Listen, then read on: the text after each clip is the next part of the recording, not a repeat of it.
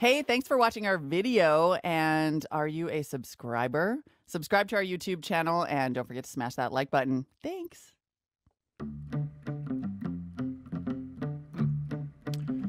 Oh, man, I don't have my piece of paper pulled up in front of me on the computer. Hey, everybody, I'm Ryssdal. Good thing I know the first line of this thing, huh? Yeah, Good thing I know the first I was going to line. say, this is just the part where you say your name. It's the easy part. Man. It's all downhill from here. Hey, I'm Molly Wood. Man. Welcome to Make Me Smart, where we are off to a rip-roaring start in the smart department. Wow. All right, you guys know the drill, right? Big issues in tech, the economy, and culture on this podcast, joined by all of you because, as we like to say around here, none of us is as smart as all of us. It makes a really good T-shirt, too. It does. It's actually cool. Nice and soft, actually. My favorite part of that T-shirt, forget the whole saying thing, it's so soft and nice. It is a really nice T-shirt. Like, yeah. I need the supplier, I think, because, yeah, it's good. It's a good quality cotton. Today is just an extravaganza of smartitude. Yes. We are returning to our long-lost tradition of the Explainathon, which is, well, here's what that is. So many of you send us these great questions all the time. Let me back up and signpost this show a little bit. Here's what's going to happen. The same way, except differently. Yes. See, that's our thing. So many of you send us all these great questions. It's like things we talk about in the show and really any number of other topics. I would like to say that you all have wide and varied sets of interests. And we can't always get to them because they're either way out in left field or we just don't have time. And so every so often, I mean, That's a nice way to put it.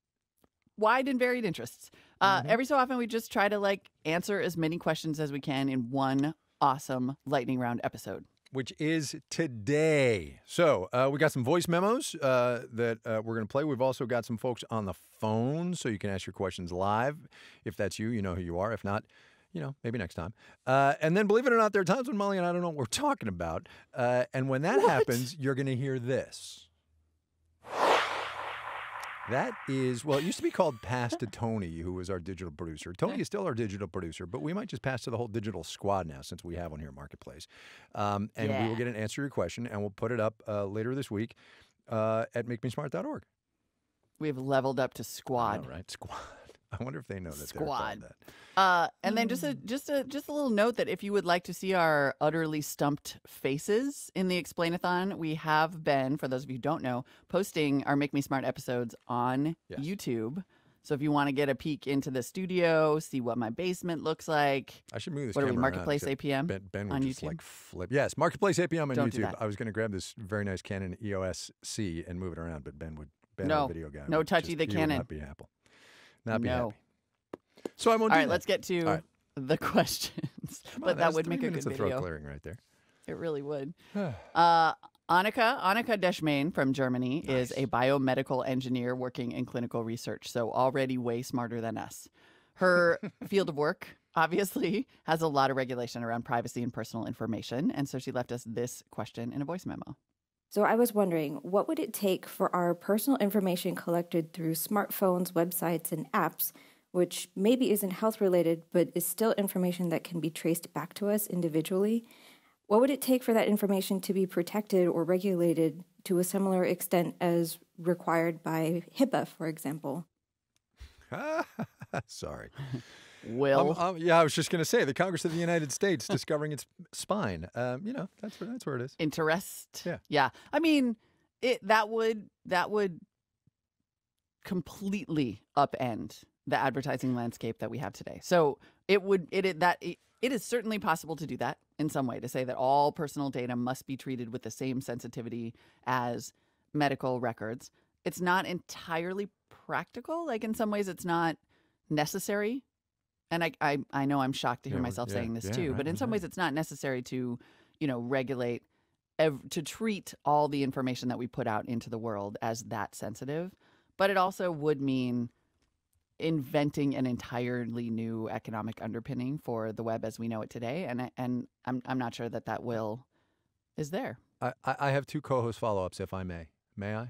Yes, please. Okay, number one, do you think we are closer now than we were, say, 2 years ago to a realization that something must be done or the system will collapse because people will begin to get really upset about it? Oh, absolutely. Okay. I definitely think we are. And I think the companies know it's coming. I think it is an inevitability at this point. It just depends on how well or poorly the legislation will end up being written and by whom. Yeah, and as we saw Zuckerberg begging for a couple of weeks ago, please help me before I do this anymore, right? Right? Yes, okay. exactly. All right. Question Save me number from myself. Yes. Question number 2, and not to pick on Zuckerberg, but let's pick on Zuckerberg.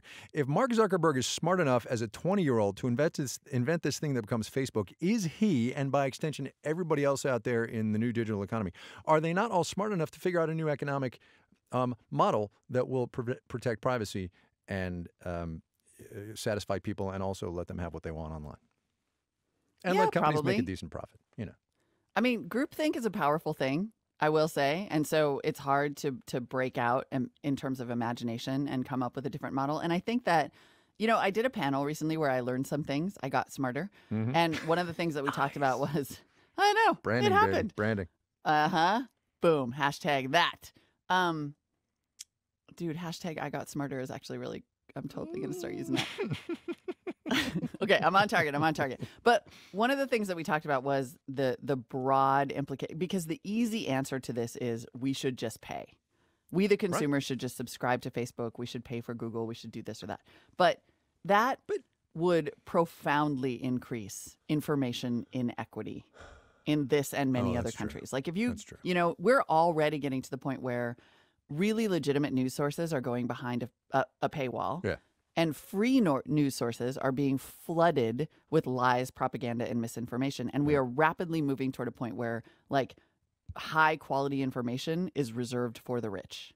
Yeah. And that's a little scary. And once you start saying that the answer is consumers should just pay for information services, I think you actually get into way more troubled territory than seems obvious at first. Yeah. All right, I'll buy that. There's a little rabbit hole. There's actually not a little rabbit hole. There's a big giant rabbit hole we can go down on this one, but we've only. I think it's internet-sized rabbit hole. Yeah. All right, so moving on. Jeremy Ajero. I can't even tell from that pronouncer. Ajero. There it is. Jeremy Ajero sent us this voice memo with a question about Social Security. Here you go. I'm a little embarrassed to admit my coworkers and I spent some time comparing our Social Security benefits at retirement age. There are 3 of us in our early 40s and a couple who are already receiving benefits. But I was taken aback by my relative lower figure of estimated benefits as compared to my similar age coworkers. Can you explain how the Social Security math works? Yeah, so here's the problem, Jeremy. It's not age that is the determinant, the dispositive factor in Social Security earnings, right? The dispositive factor is, there are 2 of them. One is quarters worked, literally quarters worked. If you get a Social Security statement, which you should get with reasonable frequency, and you can get by going online from the Social Security Administration, it lays out quarters worked over your lifetime. And you need X amount of quarters worked to satisfy the requirement to get Social Security benefits. So that's limiter number 1. Limiter number 2 is how much money you made during your working career. So going back to Molly's previous point about inequity in consumers, the less money you make, the less money you get. Now, I don't know how much money you make relative to your similarly age coworkers, but perhaps if your projected earnings are lower, maybe you're not making as much as they are. I don't know. But I do encourage you to go to the Social Security Administration website and get on there and get a statement. And it will actually give you, it will say, if you retire at 65, if you retire at 67 and a half, if you go to 70, you will get X dollars per month. All of this with a giant caveat, and I'm being a little bit flippant, not really, that Social Security is still around when you retire in, I don't know, 30 years. I was kind of afraid you were going to go there, yeah. Well, I mean, look, will it be? Probably, but is it guaranteed? Ain't nothing Not certain even in a this little life. bit. Yeah. Good so there you go. answer, though, by the way, Kai. Good explainer. Boom. This following, and now the pressure is on because the next question is for me. Whew, I'm sweating bees over here, guys. You can see it in the video. Karsten Turner from Milford, New Hampshire sent this voice memo. Molly, I know you've said over and over that it's better to keep the radicals in the sunshine than to push them into the shadows. Really? I see shutting them down on social media as particularly effective at the latter. People will speak as long as they feel they have an audience, and as we know, where there's a will, there's a way. But will we always be able to hear and react to their message if they're not on a popular platform? What if this all goes to the dark web? Oh, boy. I know. See, now I feel like, Karsten, I feel like you argued against yourself there. Like, on the one hand, you said we should shut them down on social media, which has been the approach so far of Facebook and Google. Like, they don't delete, they just minimize. Yeah. And And a lot of researchers, like, friend of the show, Zainab Tufekci, like, they really do believe that sort of minimization effort works. Because it's just not, because things are there, but they're not as visible. And it's sort of it's walking the fine line of censorship there. But there is the thing about the algorithm. So like on the back end, you might minimize all you want, but the algorithm will continue to serve up this increasingly extreme content because it's so engaging. So it's possible that the platform kind of can't win here. To the question about whether it's better to keep them in the sunshine than to push them in the shadows, I mean, that's like an age-old debate, I guess, and I don't have an easy answer, which is, on the one hand, it is important to know what your enemies are up to. But on the other hand, the louder, thank you. Yeah, right. I think. Yeah, Art of War, babe. Sun Tzu. Yeah, totally. Yeah. Right. So you want to know, right. But yeah, is it better to go to the dark web to find out? Maybe, because it's true that people seek the megaphone, and we know that from trolls and mass shooters alike. Right. Whew, that got dark in a hurry. Got dark in a hurry. Holy cow. Right. Yep. Okay, shall we? Sorry. Shall we? Yeah. We shall. Okay. I'm waiting. Okay. Nick Palumbo sent us this one about the college admission scandal of like 10 days, 2 weeks ago. Here you go. Hi, Kai and Molly. Do you think the recent bribery scandal will actually change how college admissions are handled in terms of transparency? Or do you think that it'll blow over in a couple of months and it will just be business as usual? Let me just chat here briefly as the parent of a kid now deeply embroiled in the college admissions process, and one who went through it 3 years ago and 2 more behind him in another 3 and 6 years. Oh, my God. So look, this cannot keep going like this. I don't think this scandal is going to do anything to change it in the proximate term, but I really think that at some point in the next half a generation, something's going to happen. Truly, I do. Yeah. Because you mean like everything about the way our college system works is going to have to change? Yes. Well, everything, so I think 2 things are going to have to change. Actually, let me be specific. Number 1, the price and the cost. And number 2, who gets in where. That's what I think. Who knows? Okay. Who knows? Well, look, agree. sister, I got to tell you. And I'm hopeful, because how much is half a generation? Like 10 years? It will Mine's come 6 to you years sooner out. than you think. Yeah. Oh, I know. Yeah. And I think about it all the time. No, it absolutely has to change, because it is only reinforcing every single structure that is breaking everything right now. And it goes to, just to close the loop here, it goes back to that thing you talked about in the first answer about inequality among consumers in this economy, and whether it's out of education or information, which are, I guess, related, They really are. And then the quality of the education that you have to get online. And then, see? Boom. I love an arc. I love an arc. Next up, Brandon Carter has this question about 5G. Hey, Kai and Molly. With 5G on the horizon, we're hearing a lot of talk about how it will enable driverless cars and Internet of Things. Most people think this is great, but I'm just over here wondering who pays for all that data. Is my car going to require a data plan? Will my appliances hit my data cap on my home internet? And how will an inability to afford said data further disenfranchise those who can't afford it as the new shiny becomes the new normal? It's like he was listening to the conversation you and I had right before we hit that tape. How did that work? That's like bending the podcast time-space continuum. It just made the arc unbelievable. I have answers that are both technological and capitalist. So technologically speaking, we should not see the same kind of data cap concerns that we see now. Really? Because 5G, it has such bigger capacity to accommodate more and more and more connections. Like it can be up to 100 times faster and accommodate 1,000 times more devices simultaneously. So in theory, you shouldn't have the same constriction. However, this is a service that people are going to want to pay for and that companies are going to want to sell you. And I specifically asked Verizon's head of networks what it was going to cost and whether my bill was going to go up, since this is a more efficient way to provide information. And weirdly, she didn't want to say. Now, T-Mobile has come out and said, we'll offer 5G at the same price. But let's just be honest, like T-Mobile is promising the moon, the stars, and everything to everybody right now because they want that merger to go through. So, yes, for sure. And look, everything, this isn't a future question that you're asking, Brendan. Like the digital divide is now. Yeah. It's a now question. There are people who, we've been doing stories just recently on Marketplace Tech about people who are like having to go to the library after it closes and mooch off their Wi-Fi to do their homework. So those inequalities are not going to get any better with 5G. I wish they would, but in the short term, it'll be a shiny new thing that companies will charge more for. Absolutely. Oh, God. How am I so Kai today? Look, proximity breeds, I don't know, something anyway. Breeds bummer. Breeds the sad place. So look, your questions are what this show is all about. Tech, economy, culture on a good day. Send them to us. MakeMeSmart@marketplace.org. You can actually send them in a regular email. You can do a voicemail. It's always nicer to hear regular people's voices and enough of me and Molly reading what you say. So that's always better. But send them to us. It is. Please do. Please do. And I feel like because it's an explainathon, this is like totally appropriate because it's also a donate-a-thon. You're like all over the on-brand thing today. Did I mention at the top of the show that I watched WrestleMania last night? So like I saw that on your Twitter. Hyped. I saw that I'm on just your Twitter. hyped. I didn't have you down for a WrestleMania fan.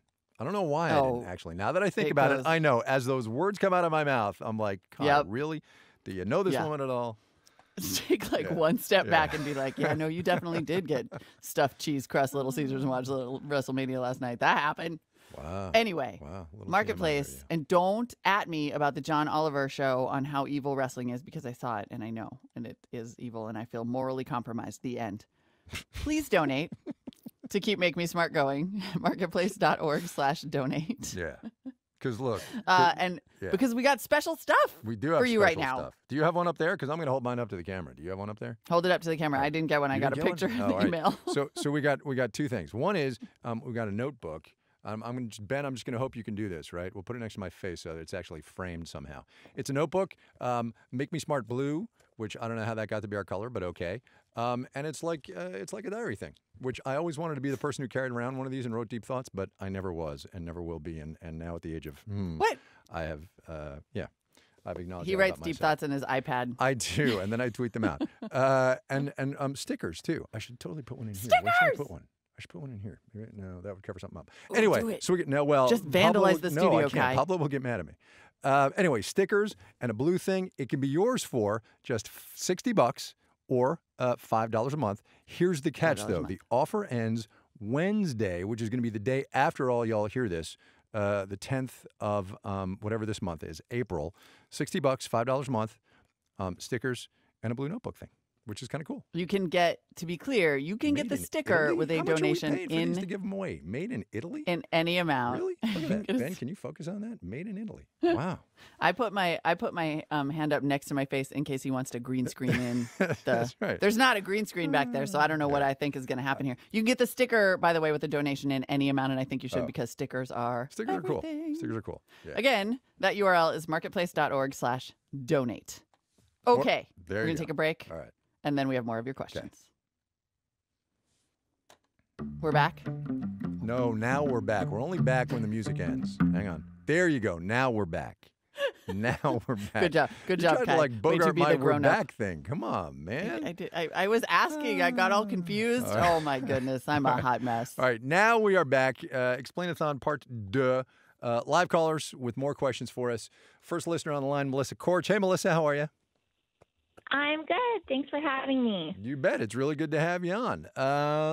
So what do you want to know? What can we explain for you? So I was wondering, in a publicly held company, how many shares of stock does a company have in total? And is it uniform across companies? Does it vary over time? And how is that number decided? Wow, that's so interesting. All right, I'm doing some very quick Googleage here as you ask this question because, full disclosure, I did not peek at well, I'm Googling some numbers because the answers are pretty straightforward, but I don't like to peek at Explainathon questions because it takes away the fun. So here's the deal. Number one, a company has however many shares of stock that a company's board of directors wants to have, and it varies widely by company. And I just did 2 companies. Apple shares outstanding, so Apple, the phone and computer company, at the end of last year, they had 4.773 billion shares of stock outstanding. And that was actually down from a year earlier. So almost 5 billion shares of stock out there. IBM, another computer company, right, as of December 31st, 2018, had 916 million shares. So something about 20% or so of what Apple had outstanding. But it's all up to the company's board of directors and the CEO and the management to decide how much access they need to the capital markets, what they want the share price to be, right? Because the more shares you put out there, the lower the price is going to be. Sometimes companies buy back shares to boost the stock price. It all completely depends. But there is no one answer to this company. All companies have X amount of shares. It is absolutely not uniform. It does vary over time. You heard me say that Apple's shares count was down 7% from a year earlier. That's because Apple has been buying back shares. It thinks there's a good price. It wants to buy them back. It wants its current shareholders to feel more value for their investment in the company. I mean, there's a lot of really dynamic things going on. Is it ultimately all related to price, though? Sure, of course. I'm just gonna. So, like, they issue a number based on based on some sort of target price range, right? Yeah, they want their shares to be worth X dollars amount, and that's why you see buybacks and repurchases and all of those things happening. You also see stock splits sometimes, right? If a company's share price gets too high, like I'm making these numbers up, right? But if Amazon shares hit $1,000 and Jeff Bezos says, whoa, that's too high, that puts it out of reach for a lot of retail investors, and I want a lot of people to be able to buy shares in my company, he can do a stock split, and he can do a 2-for-1 split. So he splits them to, if you have one share of stock at $1,000, he will give you 2 shares valued at $500. You can do a 3-for-1, 4-for-1, take your pick. Warren Buffett famously has never, ever split the shares of his holding company, Berkshire Hathaway, right? And those shares right now, let me just do a real quick thing. They're like over $100,000. They're way over $100,000. They are $306,486,000 a piece. That is down 0.4% in this morning's trading, off $1,200. So Buffett has just held on to those shares, not split them, and they now will cost you. If you want to buy into Warren Buffett's company, and the man's a legendary investor, it will cost you $306,000, or something like twice the median home price in the United States. For a share. Wow. Right, for one share. So, look, that's a really good question because it's a little bit of a inside the black box secret kind of thing if people aren't really paying attention to this stuff. So that was a good one. I like that one. That's fascinating, though. I like it. And there are more to come. Thank you, Melissa. Speaking of stocks, in fact, our next caller, Kristen Furseth from Michigan, has another stock-related question. All right. Let's get Kristen online. Welcome to the pod. I'm going to guess you can hear Molly, right? Yes, hello. Yes, I can. Hi, Molly. Okay, good. So Great. what's up? So what's up? What? Kristen, what Did it need to be more formal than that? Come on. Or more professionally put, what question do you have for us today for our Explainathon? Well, first of all, I love you guys, and I've been listening to you for far too many years. Oh, my God. But I have a question. Has the portfolio percentages of stable income, which would be safe, versus stock, which is risky, for a person who is about to retire or has retired, changed over the last 10 years given the recession? So, look, let me do this first and issue this very standard disclaimer for non-professional financial advisor types. Consult your own financial professional, even after you hear what I'm about to say. But I have some questions back for you. Are you talking about a person who was about to retire at the beginning of the recession, or are you talking about a person who's going to retire now? Also, this person, who I'm going to guess you're asking for a friend here, is what's this person's risk tolerance? Okay, so this person is going to retire May 2020 and has been a relatively conservative person and has a little over north of $2 million, and I just put 65% in stable value of all my portfolio. However, I have lots of friends who have retired, and they're like 70% in the stock market, which Wow. Yeah. So look, let me do the disclaimer again. Consult your own financial professional. But if you are this close to retirement, right, you're basically at a year. The general rule is the closer you get to retirement, the more stable and safe your assets have to be, because you're about to phase out of your earning years and you're going to start drawing down your principal. And if your principal vanishes because the stock market the Dow goes from 26 to 16, you would just have a very bad 10 or 15 years, and you don't want to do that.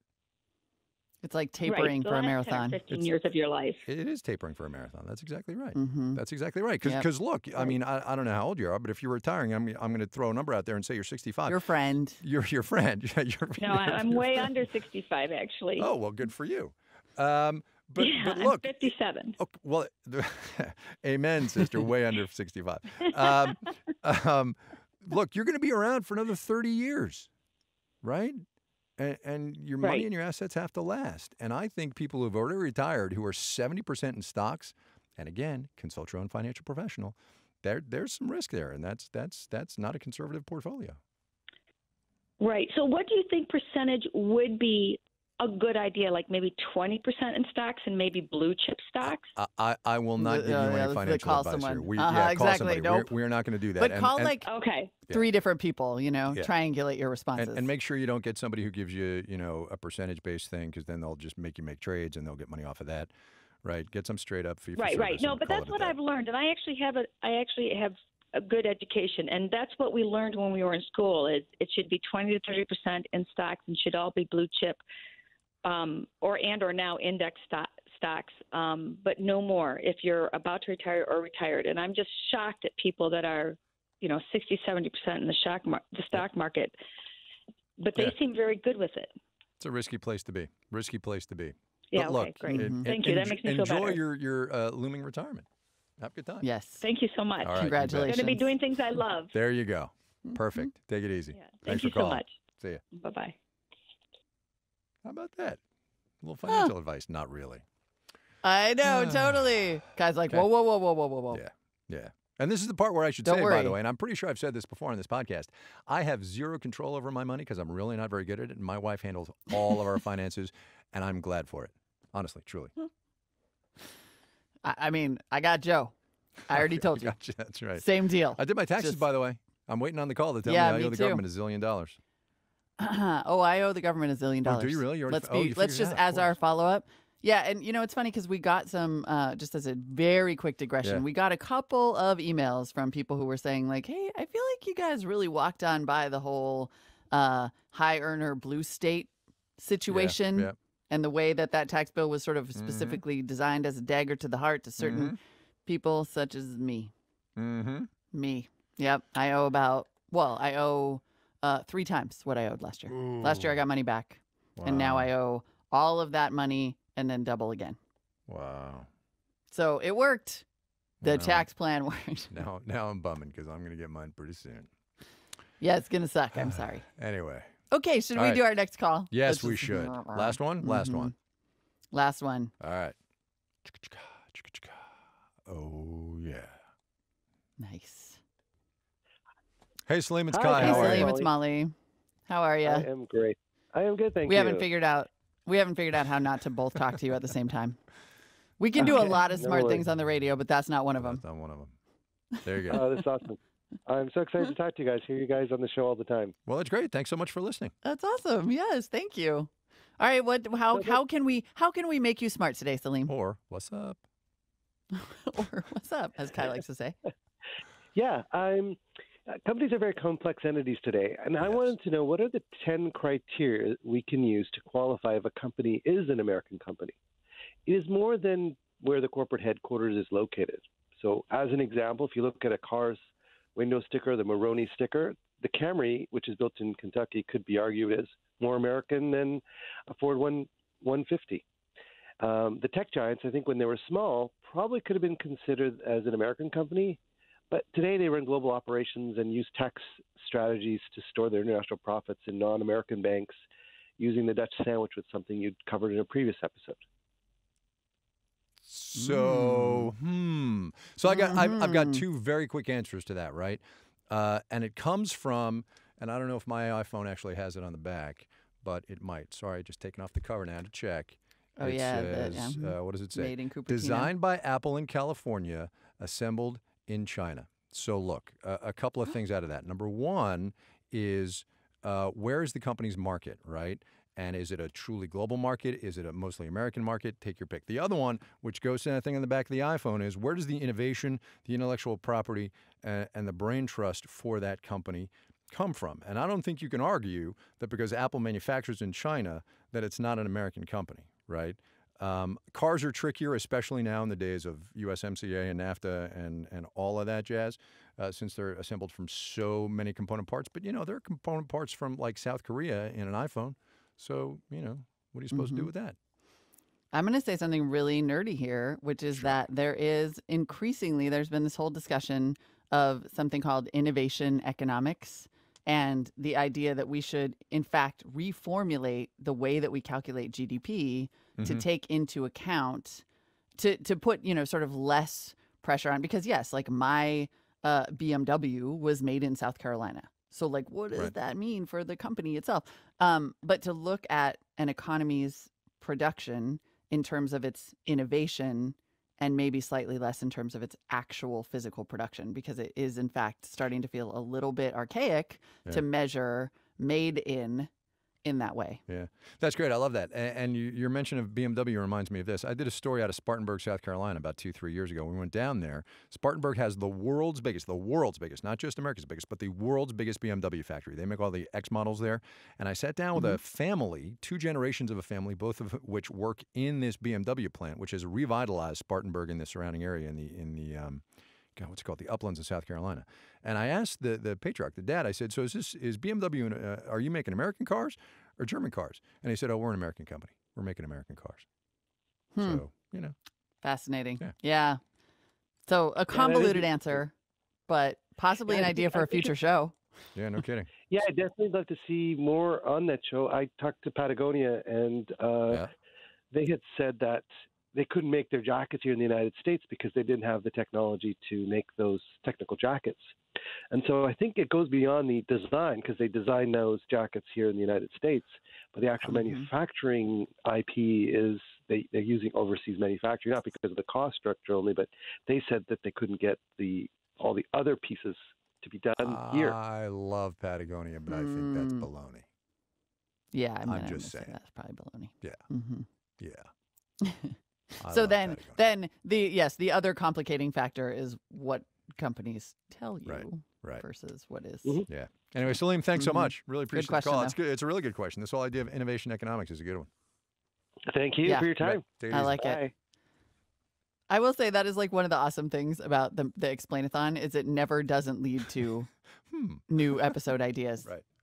So it's a little self-serving for us to do these at all. In fact, I'm pretty sure we should do an entire episode on the answer that we're about to hear. Make Me Smart question. Go ahead. The Make Me Smart question, of course, what is something you thought you knew that you later found out you were wrong about? And much like all of your wide and varied interests, dear listeners, your answers to this question are also wide and varied. Renee Harrelson from Knoxville, Tennessee, shared her answer after Kai shared his opinions on, wait for it, Brussels sprouts. They're gross. Something I thought I knew, but later found out I was wrong about, was that I thought I didn't like Brussels sprouts, much like Kai. Yeah. However, I found out that if my husband cooks them in duck fat, I will love them. Look. You could cook rutabagas or my watch band in duck fat, and I would happily consume it. I'm just saying. Right? Come on, man. I mean, look. God, that was like a perfectly constructed podcast sentence right there. Rutabagas, watch band. You got it. The thing about the Brussels sprouts is you got to shave them. Oh, you just gotta you use the little the mandolin, and you shave them up, and then you butter and stuff. But no, you can't chew on nobody should be chewing on the inside of a Brussels sprout. It's gross. No. All right. So however, the question again, they can be delicious. Much like your watch band. Duck fat, yes. What is something you thought you knew but found out you were wrong about? Shoot us a voice memo, makemesmart@marketplace.org, and we will comment on your response, I guess is the fairest thing to say. We will comment on your response. And keep those emails coming, by the way. Thank you, Renee, for the marketplace.org. Yum. Yeah.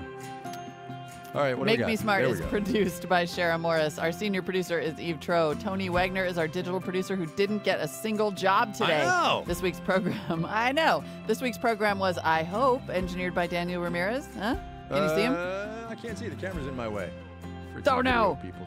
We're going to go with that then. Our theme music was composed by Ben Tolliday and Daniel Ramirez himself. The executive director. Yes, the executive director of On Demand is Sitar Nieves, who we have since discovered does actually listen to the end. As yet unyelled at, though, am I for saying this. The senior vice president, general manager, and also non-listener to the end of this podcast is one Deborah Clark. And you know how I know she doesn't listen? Because she hasn't yelled at me yet. That's all Not I'm a saying. peep. Not a peep. Not a peep. Oh, man. I said peep right when the music ended, at least when it ended in my ears. minus the Do we have a delay. little lag? So Kofi Kingston last night became the first African American WWE champion, like winner of the championship. And even though the wrestling itself is scripted, it still is a phenomenal accomplishment in this. He has to like rise through this whole organization, convince the fans to get on board, like convince the organization to write him in as the champion. And then it was this really long and exhausting wrestling match. Yeah. It was amazing. It was so amazing. Like he cried, and they made like a special belt for him, and like the commentators got all choked up, and the fans were all on their feet. It was amazing. Okay. Yeah. All right, we have to go now. WrestleMania. We get paid for this. The Can you best day of the believe we year. get paid for this? Oh my God. Bye, everybody. All right. Thanks, guys. Bye.